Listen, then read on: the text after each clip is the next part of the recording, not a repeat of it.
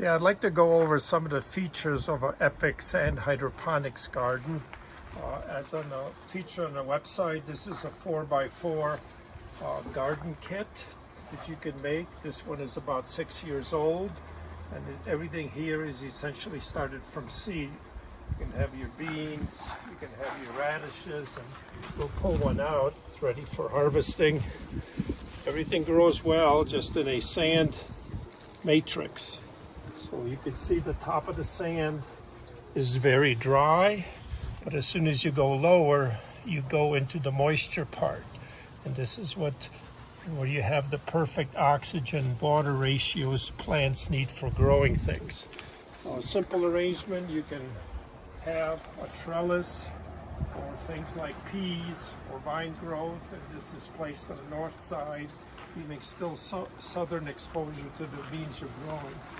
Another feature you can easily make is by putting 4 corners around the same garden bed, simply with screws.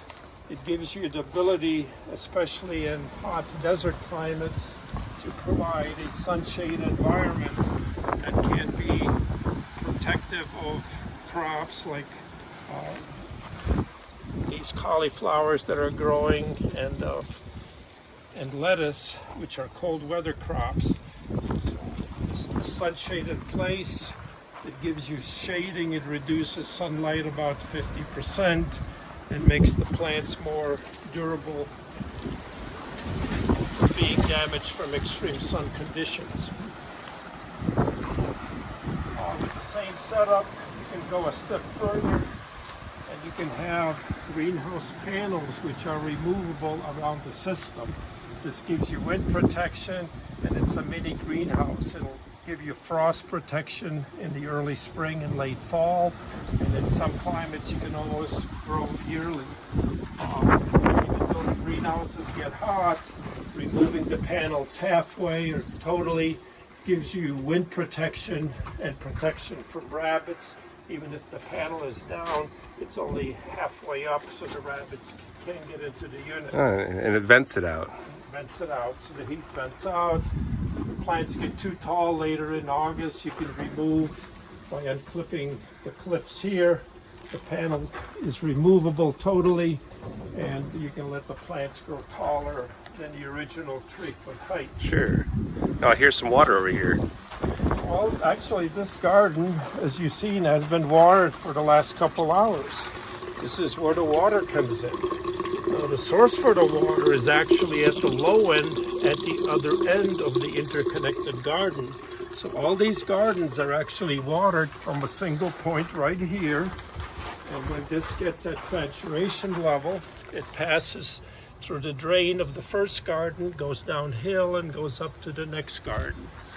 Then when this one fills, being level, goes to the next garden, and that last one is a little lower.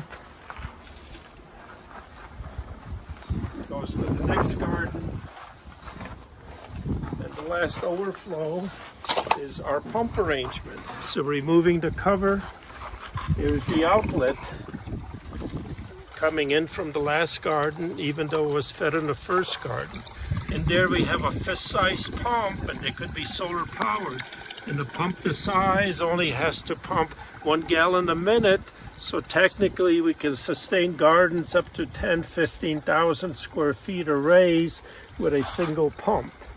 When supplemental water is needed in the early, a float switch adds new water to the system and shuts off, very similar to your toilet tank. So it's an automatic from a pressurized feedlot. A nice feature of this, if you have to fertilize the garden or put systemic insecticides, once the circulation is established, you can simply dump your fertilizer right into the vault.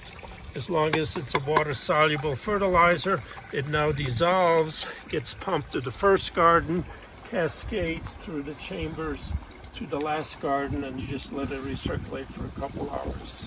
Subsurface fertigation. Subsurface fertigation. And that's it. It's automatic, and you can have the pump or supply on a timer. programmed to be watering once a week. So you can go on vacations, leave the garden alone. The timer will kick on the pump. The pump will withdraw water. The withdrawn water will have makeup water from the float valve, and the system will shut off on your pre-programmed time sequence. So usually running it maybe 6 hours. It shuts off that 1 a week cycle. Let's say it comes on Thursday, shuts off Thursday night or Friday morning, and you never overwater the system, and you never waste any water because it's just recirculating into the system. Yeah, pumps it back up to the top. That's it. Thank you for listening. Thank you.